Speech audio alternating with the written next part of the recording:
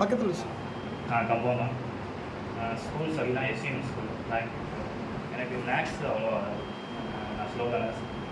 Maths last revision அப்போ கூட நான் ஃபெயிலாக தான் இருந்தேன். பப்ளிக் எக்ஸாம் லாஸ்ட் ரிவிஷன் அப்போ கூட நான் ஃபெயில் தான்.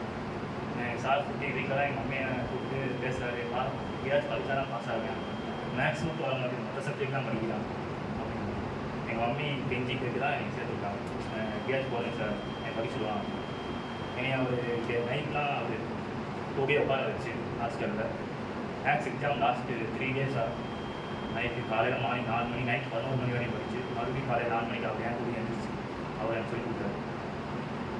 அவர் மாதிரி ஒரு ஸ்டாஃப் இதுவரையும் அவன் பார்க்கல. எனக்கு நிறையா ஹெல்ப் பண்ணிடுவேன். எனக்கு நிறையா அடிச்சிருக்காரு. அவர் நிறையா அடிக்க வச்சுருக்காரு. எடுத்து அதை படிப்பை நீ முயற்சி பண்ணு அப்படின்னு சொல்லியிருக்காரு. நான் ஒரு லாஸ்ட் 2 இயர்ஸ் செகண்ட் இயர் படிக்கும்போது யூஜி செகண்ட் இயர் படிக்கும்போது மறுபடியும் ஸ்கூலில் ஒரு காம்படிஷன். அப்போ கேட்காரு, நான் சொன்னேன் நீ மேலே வந்துடுவேன், நான் சொன்னது நடந்துச்சா அப்படின்னு. ஏமா அவர் நிறையா நம்பிக்கை வச்சுருக்காரு. இப்போவும் பேசுவார்.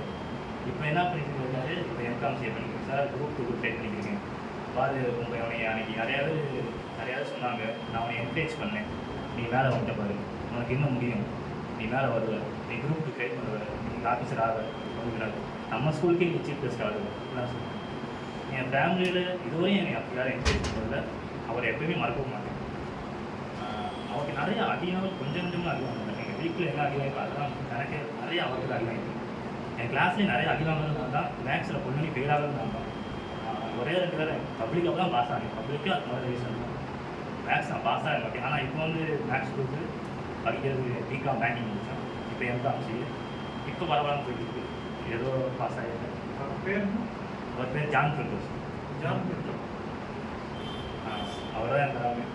அவர் அப்போ எதுவும் பண்ணல, நீ ஸ்கூலில் விளக்கியிருந்தாருன்னா இப்போ நான் இங்கே வந்து நினைக்கிறேன். அவர் தான் ஃபஸ்ட்டு அப்பா அம்மா கொடுத்தா அவர் தான். இதுவரையும் அவர் மறக்க